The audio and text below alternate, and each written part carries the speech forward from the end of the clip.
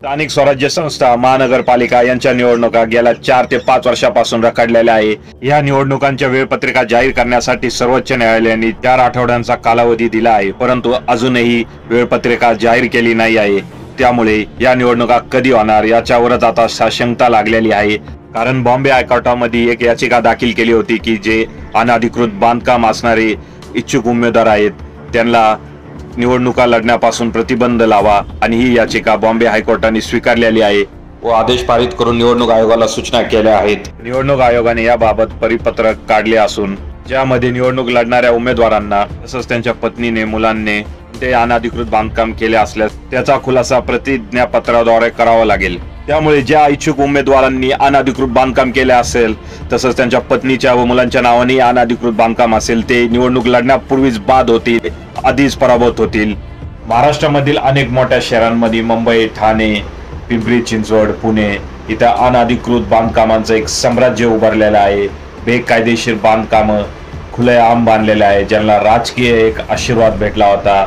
अनेक राजकीय नेते लोकांनाच म्हणायचे की बिंदास बांधा अनधिकृत बांधकाम, मी तुमच्या पाठीशी आहे, सगळ्या परवानग्या वगैरे मी बघून घेतो, तुम्ही चिंता करू नका, बिंदास बांधकाम करा। सामान्य माणूसही या राज्यकर्त्यांच्या भूलथापांना बळी पडला आणि कुठेतरी अनधिकृत शहरं बनत गेली।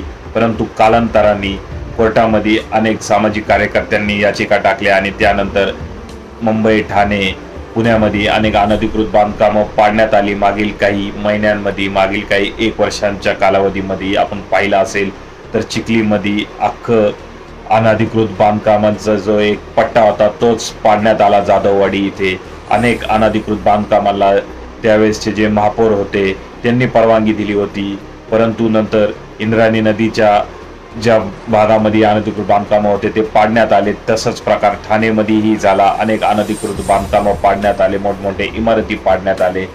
सामान्य माणसाच्या पदरात जे यातना व जे दुःख पडलं कालांतराने तेच कुठेतरी आता हायकोर्टाच्या तसंच सुप्रीम कोर्टाच्या निदर्शनामध्ये जी ही याचिका स्वीकारलेली आहे, तसंच इलेक्शन कमिशनला जे आदेश दिलेले आहे की स्थानिक स्वराज्य संस्था, महापालिका, नगरपालिकामध्ये आता जे अनधिकृत बांधकाम असणारे इच्छुक आहेत त्यांना निवडणूक लढता येणार नाही। तसंच त्यांना अनधिकृत बांधकाम असेल तर ते प्रतिज्ञापत्रामध्येही सादर करावं लागेल। सामान्य माणसाचं मतदान पदरात पाडण्यासाठी त्यांची ज्या प्रकारे या राज्यकर्त्यांनी फसवणूक केली त्याच राज्यकर्त्यांना आता बॉम्बे हायकोर्टाच्या या निर्णयाने चांगलाच दणका बसणार आहे आणि निवडणुकीच्या वेळेस यांची पळापळ होऊ शकते। त्यामुळे स्थानिक स्वराज्य निवडणुकीच्या वेळेस चांगलीच तारांबळ उडताना दिसेल आपल्याला उमेदवार शोधण्यासाठी प्रत्येक पक्षांची। काय वाटते तुम्हाला याबद्दल?